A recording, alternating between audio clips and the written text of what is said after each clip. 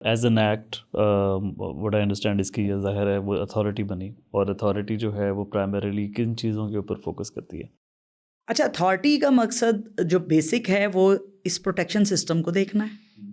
इसके जो protection centres हैं फेज़ वाइज उनकी इस्टेब्लिशमेंट थी, जो कि इस अमेंडमेंट के बाद डिक्लेयर करने पड़ गए एग्जिस्टिंग इंफ्रास्ट्रक्चर्स को।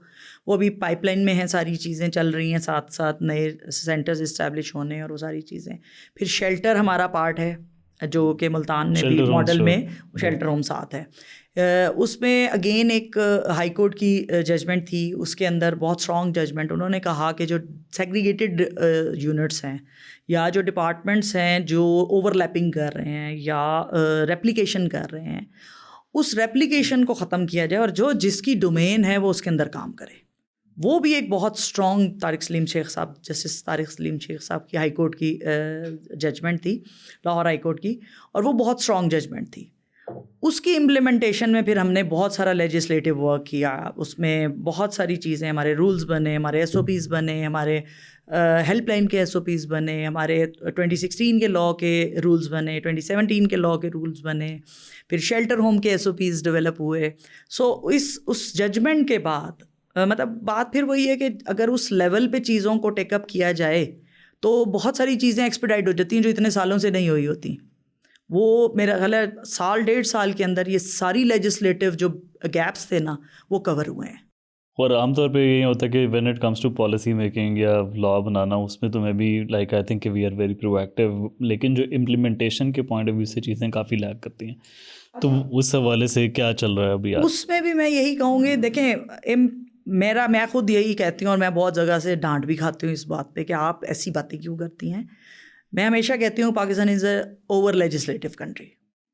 हमारे पास, मैंने खुद देखा है, क्योंकि ज़ाहिर हम रिलेटेड चीज़ें, पूरा लॉ तो नहीं पढ़ा हुआ लेकिन रिलेटेड हमारा एक लॉ है जिसको हम इम्प्लीमेंट कर रहे हैं, तो बाकी लॉज कहीं ना कहीं टच अप होते रहते हैं।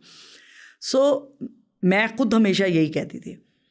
तो यहाँ पे कानून को इम्प्लीमेंट करने से ज़्यादा, लाइक आप एक लॉ बना लिया ना आपने, आप उसको इम्प्लीमेंट करें, उससे ज़्यादा फोकस होता है कि अगर इसमें कोई गैप रह गया तो एक नया लॉ बना देते, राइट। सो अगर मैं पर्टिकुलरली अपने इस Punjab protection of women against violence act 2016 की बात करूं, जो मेरे पास जब चार्ज आया डिस्ट्रिक्ट वुमेन प्रोटेक्शन ऑफिसर का इन 2020, जब मुझे नोटिफाई किया गया as a district women protection officer, that was the first time when I operated rescue operation by using the power given by the law. Right. जो law ने मुझे power दी, जो मेरी अंडरस्टैंडिंग डेवलप हुई उस लॉ को पढ़ के कि functions of district women protection officer क्या हैं, राइट, और मैंने उसको एक्सरसाइज किया।